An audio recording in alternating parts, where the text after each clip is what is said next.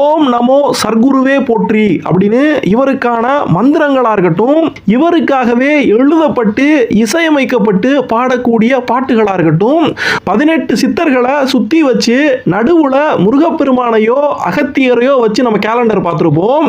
அதுல முருகரோ அகத்தியரோ இருக்கக்கூடிய இடத்துல எந்த அழுக்கு மூட்டை சித்தர் கணக்கம்பட்டியாருடைய படங்கள் வச்சு கேலண்டர்கள் வந்துகிட்டு இருக்கத பார்க்கலாம். இதுக்கெல்லாம் ஒரு படி மேல போய் முருகப்பெருமானுடைய அவதாரமாக இந்த பூமிக்கு வந்தவர் தான் கணக்கம்பட்டி சித்தர் அப்படின்னு சொல்லி அவருக்கான உற்சவ சிலை, அவருக்கான அந்த திருவுருவ சிலையானது கையில வேல் கொடுத்து, முருகப்பெருமான் எப்படி கையில வேல் பிடிச்சிருப்பாரோ அது மாதிரி அவருக்கு சிலை செஞ்சு அந்த சிலைக்கு சின்னதா தேரோட்டம் எல்லாம் நடத்துறாங்க.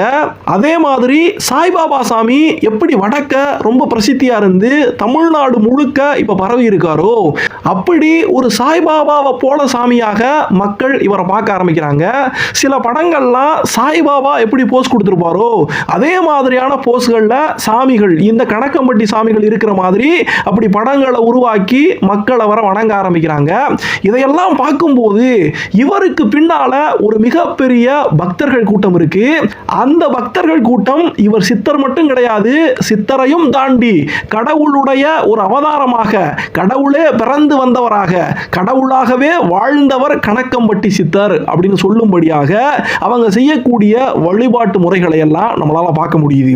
சரி, சாதாரண மனிதர்கள் அந்த ஊரை சுத்தி இருக்கக்கூடியவங்க அப்படியே கொஞ்சம் சொல்லி இவர் கொஞ்சம் பிரசித்தி ஆயிட்டாரு அப்படின்னு சொல்லி பார்த்தா, சாதாரண மனிதர்கள் மட்டும் கிடையாது, மிகப்பெரிய ஆட்கள் எல்லாம் இவரை தேடி வர்றாங்க. அரசியல்வாதிகளா இருக்கட்டும், சினிமாக்காரங்களா இருக்கட்டும், பிசினஸ்மேனா இருக்கட்டும், இவங்கெல்லாம் இவரை தேடி தேடி இவருடைய அந்த கோயிலுக்கு வந்துட்டு போறாங்க. இவங்க மட்டும் இல்லாம காவல்துறை அதிகாரிகள் கூட நிறைய பேரு இந்த கணக்கம்பட்டி சாமிக்கு பக்தர்களா இருக்காங்க. இவ்வளவு பேரும் பெருமையும் இந்த கணக்கம்பட்டி சாமிகளுக்கு எப்படி கிடைச்சிச்சு? உண்மையாவே இந்த கணக்கம்பட்டி சாமியார் அப்படி என்னென்ன அற்புதங்களை பண்ணாரு, இவர் பிறந்தது எப்படி, வளர்ந்தது எப்படி அப்படின்னு டீட்டெயில்டா